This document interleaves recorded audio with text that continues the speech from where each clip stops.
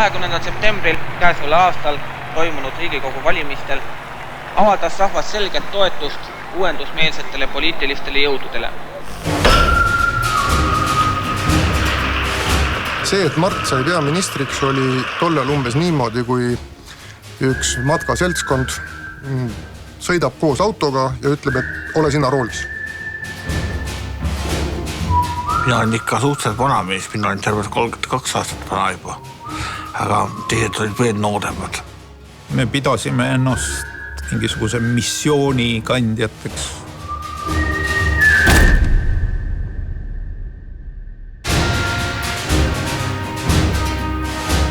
Mõnda meest tuli ikka praktiliselt vägisi ministriks panna ja peaaegu nuttis.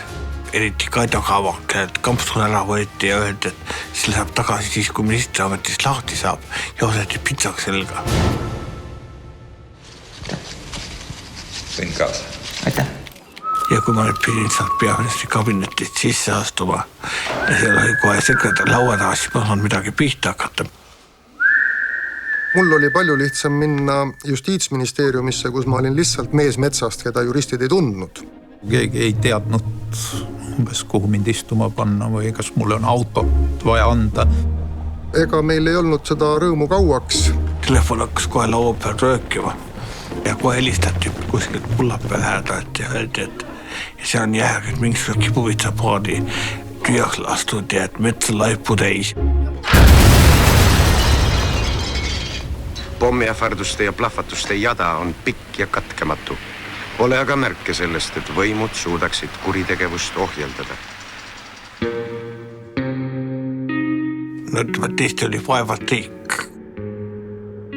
Kui inflatsioon on ikka 1000% ja tööstus on 30% kukkunud ja põllumajandus samuti ja raha ei ole üldse, ega siis tihti pole. Vene vägi oli Eestis. Sellepärast oli Eestil olemas 300 Rumeenia kallastikumi automaati, mis läksid laskmisele kõveraks. Piiri kah polnud.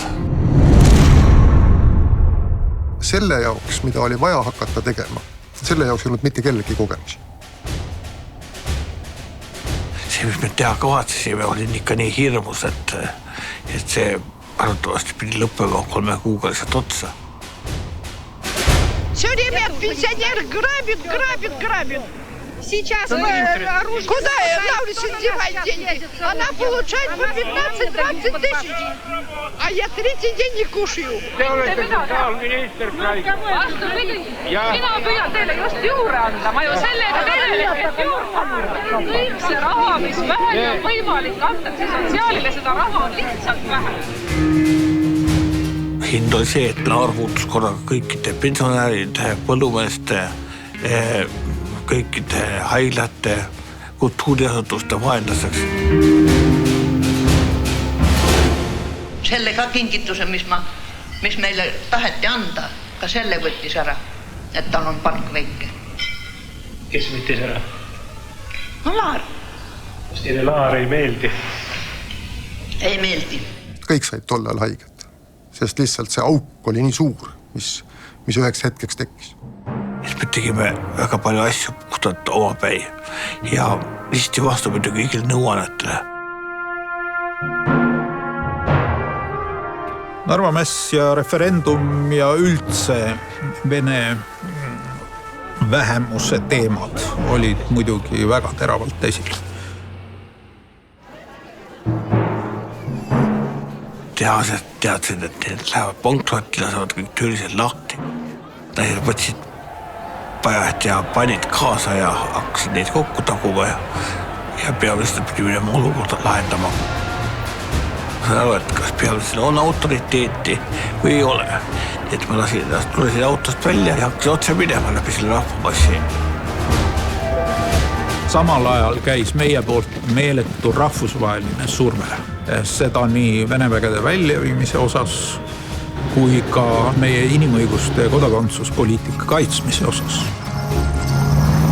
Pidevalt oli tunne, et ollakse väga tormisel merel. Mingil hetkel see roolis oli ja ei tahtnud enam teisi kuulata. Et kui sa oled ikka nii noore mehena käid läbi selle maailma kõige vägevamatega, see võib mingil hetkel pähe ka hakata.